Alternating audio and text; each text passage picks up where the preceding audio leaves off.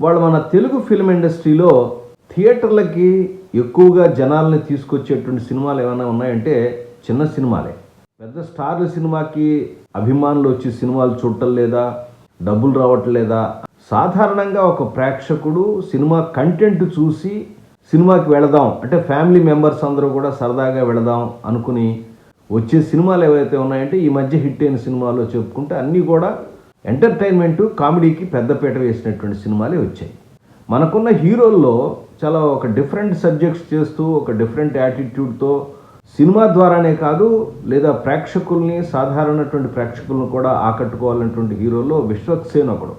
అలాగే జాతిరత్నాలు పిట్టగోడ కొంచెం ఫ్లాప్ అయినప్పటికీ కూడా జాతిరత్నాలతో మంచి హిట్ కొట్టి తర్వాత మంచి కామెడీ సెన్స్ ఉన్నటువంటి డైరెక్టర్ అని పేరు తెచ్చుకున్న అనుదీప్ కేవి, వీళ్ళిద్దరు కాంబినేషన్లో ఒక సినిమా వస్తుంది, ఫంకీ. ఆ ట్రైలర్ చూసిన తర్వాత అనిపించింది డైలాగ్స్ అని చాలా, అతను మామూలుగా ఇంటర్వ్యూలో మాట్లాడుతున్నప్పుడే సహజంగా షూటింగ్లో కూడా చాలా సరదాగా ఉంటాడు. సో ఆ పర్టికులర్ టైప్ ఆఫ్ ఫన్ తర్వాత ఆ కామెడీ అనేది ఆ ట్రైలర్లో కనిపించింది.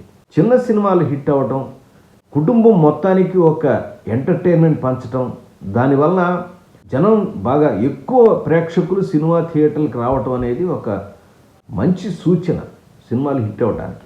పెద్ద సినిమా ఆడితే కోట్లలో ఖర్చు అవుతుంది, బోల్డ్ మందికి ఉపాధి కూడా దొరుకుతుంది.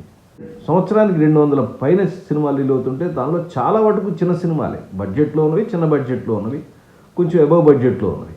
కాబట్టి హిట్ అవ్వాల్సిన సినిమాలు ఏవి, ఇండస్ట్రీ నిలబెట్టాల్సిందేవి, చిన్న సినిమాలే.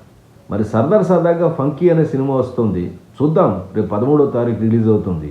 కేవి అనుదీప్ ఈసారి ఎంత బాగా నవ్వించాడు, విశ్వక్సేన్కి ఈ సినిమా కంబ్యాక్ సినిమాగా నిలుస్తుందా అనే విషయం మనకి 13th కానీ తెలియదు.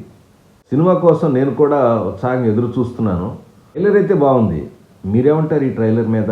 మీ అభిప్రాయాన్ని కూడా నాకు తెలియచేయండి.